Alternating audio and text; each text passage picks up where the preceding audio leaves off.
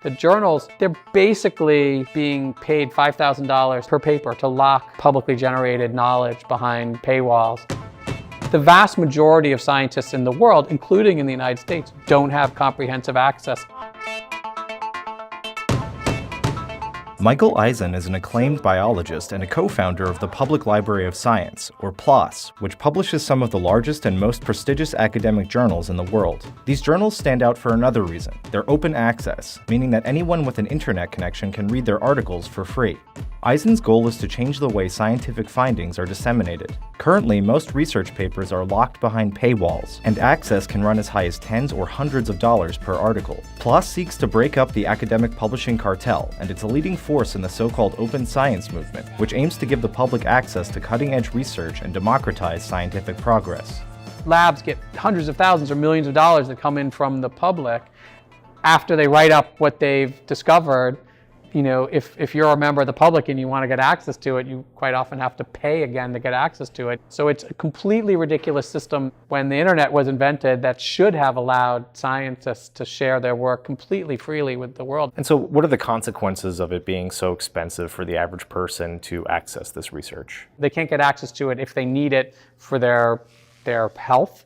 They can't get access to it if it's important for their job. You know, if you're a student at Harvard, you can get access to everything. But if you're a student at a community college or a smaller university, or you're in high school, or you're just curious about something that you read about, you can't get access to the primary literature on that topic. And that's the most visible problem. But an even bigger problem is that it makes science work less effectively. The vast majority of scientists in the world, including in the United States, don't have comprehensive access to the scientific literature. Even though it's all online, it happens all the time that somebody is doing something in their lab and they don't know about something that could make their work better and push it to the next level because they don't have access to the journal in which that work was published. And finally, it's bad for the public because it's just really expensive. Can you tell us about how much money it costs for a large institution like UC Berkeley or like Harvard? Berkeley probably spends $30 million a year to get access. Science journals take in about $10 billion in revenue a year.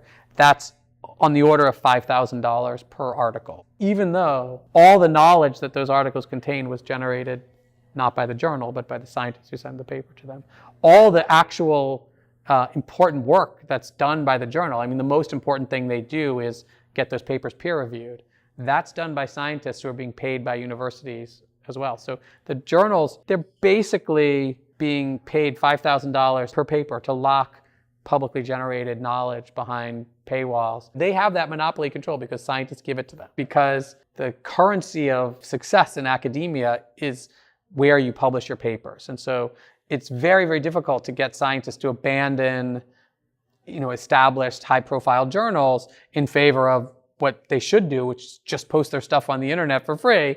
We give them monopoly control over the literature, and they do what anybody with monopoly control over something does, which they charge as much as they possibly can to a captive audience. You began several open source journals, including what was for several years the largest scientific journal in the world, PLOS One. Yep. But this has been an entrenched system for decades, right? So how did you kind of approach changing it? In 1995, 1996, you saw this big movement for science journals to go online. We first became aware of its problems when another big dramatic change in science, which was the growth of the genome sciences, where we were doing experiments on this massive scale where we could study the behavior of every gene in the human genome in one experiment. We went to journals and said, hey, can we have the papers that you now have in an electronic form so we can do this new kind of science?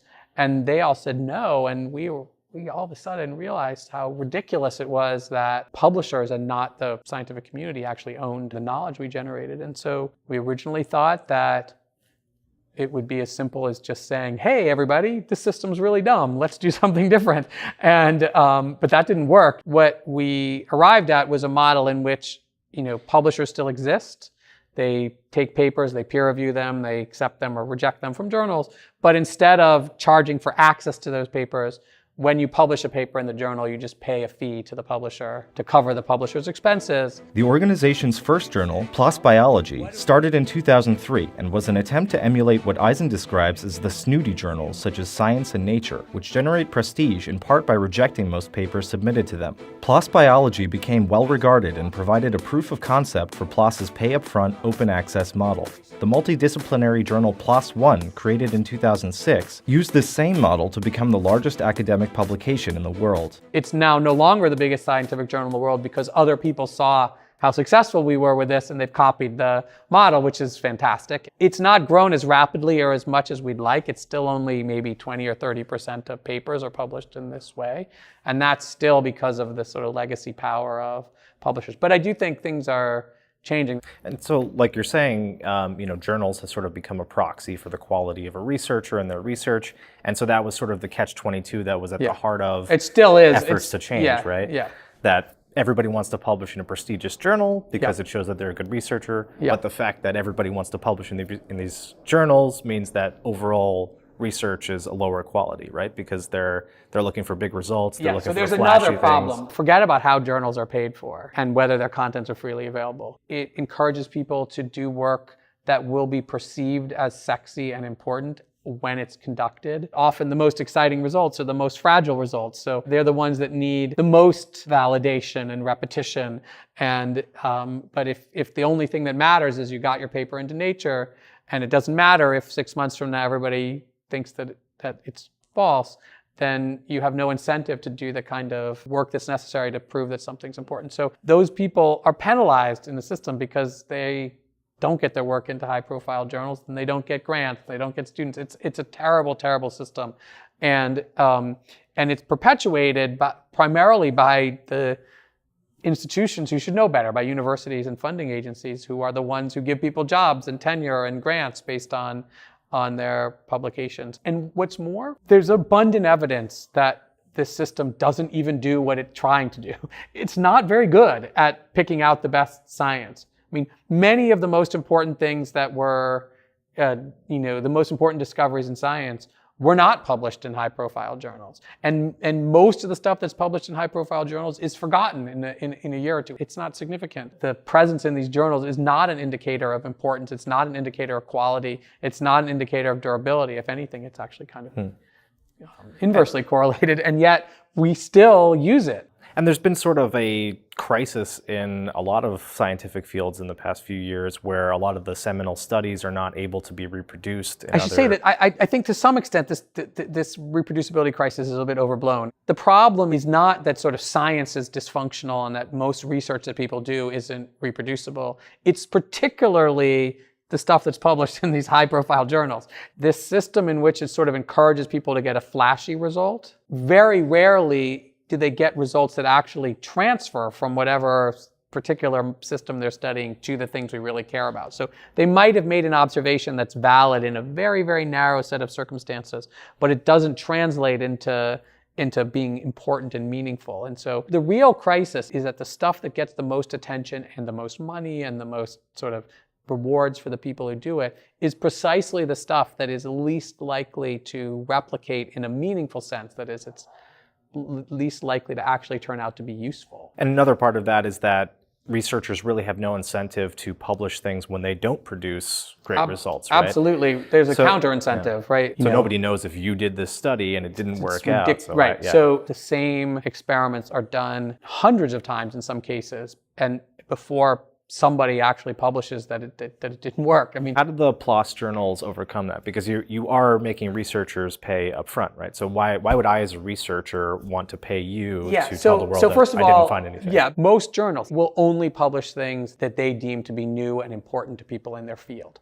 PLOS One does not impose that criteria. The only thing we ask is that the work be a legitimate work of science. So we will publish and have published many, many papers that are negative results. And it turns out that actually people do want to publish those things, right? Because it may seem like a negative result when you look from the outside, but from the inside, that's a year of some graduate student's time. And if you did good experiments and you did it well, that's something to be proud of. And it turns out that actually, in a world where where it isn't a huge pain to get your work published, where you don't have to convince some editor that this is important or it's going to cure cancer or whatever. People are actually happy to publish. So can you just briefly take me through the process? Like, let's say that I, as an individual, have a breakthrough in my garage. I want to publish this paper. Yep. I want to publish it in PLOS. How do I do that? How much does it cost? And how do you ensure quality? So how is it peer reviewed? And right. So you send the paper to the journal. PLOS One has thousands of editors, so they'll find competent reviewers. And the questions for PLOS One are very simple. Do they explain their methods well? Are the data, clear and present in the paper? Is it well enough written, clearly enough written that I can understand what they did? And most importantly, the things that they claim at the end of the paper, that these are the conclusions, do the data support those conclusions? But so it's a pretty typical peer review process, but but what's different is, unlike in other journals, we do not ask the reviewers, is this paper important? They're much better at recognizing flaws in the reasoning or the data in a paper, but the reviewers are just bad at figuring out whether something's important. And so we just take that decision out of their hands and let readers decide whether the papers they're reading are actually interesting and important for themselves. So you were asking about the economics. In PLOS One, there's a publication fee of about $1,500. If you come from countries where research funding is much lower, we either charge a discounted fee or no fee. Authors who don't have, like if you're doing this experiment in your garage, and you come to us and say, I don't have any support for this, we don't charge you for that. Our goal is to try to never stand in the way of, like the finances stand in the way of someone publishing things. But I should also point out, I think $1,500 is too much. And so even at $1,500, have you noticed that has led to, or have you seen any sort of major research or things that are of really high quality coming from individuals or small groups or lesser known institutions versus these big institutions? The vast majority of the stuff we publish is not, most science isn't done at Harvard, right? It's done, we've published many things from independent scientists. We've published, stuff from student groups. And it's our goal to not put a criteria on importance, but not to decide who's a legitimate scientist. We judge the work. I spoke with Eisen at a conference in Oakland for DIY scientists known as biohackers, who eschew traditional research institutions, often carrying out experiments in garage labs and sharing their raw findings on the internet in real time. Biohackers are not trying to build careers by definition. They're not trying to build careers in academia that require Nature papers or any papers.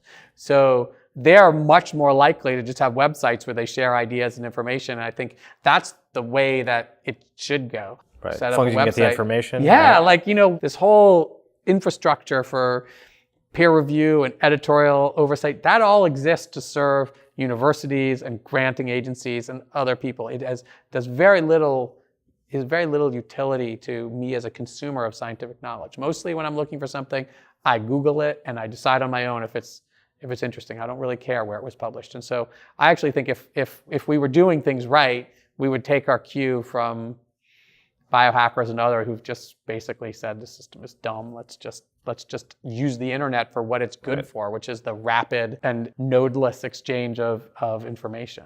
Shifting gears a little bit here, you have announced that you are running for Senate in 2018 in California. Why did you decide to run as an independent? I think everybody should be an independent. I think political parties are bad for the country. People should, form coalitions around ideas. They're so obsessed with success as an institution and not at all concerned with doing the right thing. And do you identify with any particular political philosophy, or what are the kinds of issues that you like to focus on? My political philosophy is there are big problems we face. I want to go at those problems without preconceptions of what the right answer is. I think we're so locked into this idea, different parties have, they know in advance pretty much how they're going to respond to every issue, and that just doesn't work out. So what major reforms would you put in place? Yeah, so the biggest one is, we have to deal with our changing climate. My primary objective is to get into Congress and try to change the way we think about this problem, to recognize that, I'm not a climate pessimist, for example. There's so much pessimism. People think the world's all collapsing. We have a big problem, but I really believe that we can solve this problem by the right application of science, technology, engineering, agriculture. If we came at this from the point of view of, all right, this is a real problem, but it's also a real problem to say we should just abandon all the things that have make people like their lives today, right? Figuring out ways to capture carbon out of the atmosphere or to capture it before we put it into the atmosphere in coal. We know how to do some of those things, but they're too expensive. We should be investing heavily in better and more efficient forms of transportation. We should be changing the diet of the population in ways that work. I think the most immediate area for us to think about is agriculture.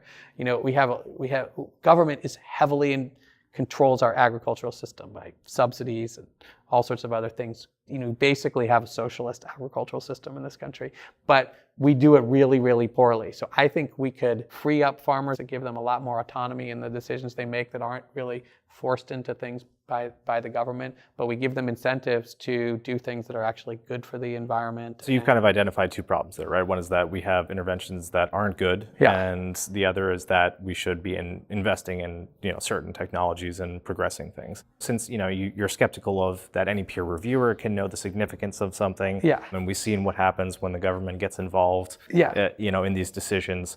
So why do you have confidence? Right. That, so it's a big challenge. That? It's a personal challenge I have. Like I believe in principle that the government can do a lot of good things, but almost every time I've interacted with the government, they don't do a good job at what they're doing. So we've structured so many of these programs with ideological objectives and not practical, empirical objectives. I'm a big believer in removing government subsidies from, that tell people, oh, you have to grow this, and try to say to people, well, we need an agricultural system that captures carbon and puts it back into the earth. We will pay you if you figure out ways of doing that. We need to get people So it's sort of higher level targets. Yeah, by far and away the most effective and subversive force we have in our current universe is the free market. We have to let it work on these things. And the one thing the government can do in all these things, it just has a lot of money. And sometimes you have to spend a lot of money to do kind of far-reaching things. I think it's one thing the government actually has done historically good job in, is investing in new technologies. And how would you like to see the intellectual property regime changed? We just have to have government-wide policy that if the government's spending money on something, it belongs to the public. And that's the simplest piece of legislation you could ever write. It'd be one paragraph. And more broadly, our patent system is completely broken. It does not incentivize people to develop new ideas. It's become just kind of a game for lawyers. It's just one of those things where people are so afraid of touching it at all that we end up with a system that everybody knows is broken. What's next for you and the Public Library of Science and just the open access science movement in general? The next thing for me is to change the way we do peer review. The internet makes it possible for everybody who ever interacts with a work of science to review it.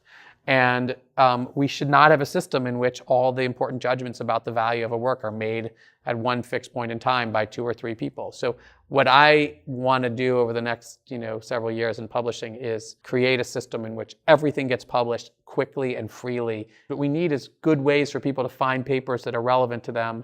And technology can solve that problem way better than journals can. Scientists, if we make it easy for them when they're reading something to say, hey, I think this is a great idea, this particular part of this paper, hey, they were really onto something, or they did this really poorly. We should harness the power of the whole scientific community, who are constantly interacting with the literature in different ways, to be the new form of peer review. PLOS was all about doing this from within the journal publishing system, but I think now the journal publishing system should go completely. We're 20 years into the internet and we're still acting as if the internet doesn't exist in the way that scientists publish, and that's just totally nuts.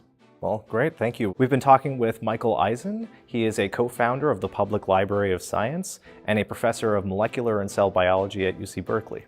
Thank you so much for talking with us today. My pleasure. For Reason, I'm Justin Monticello.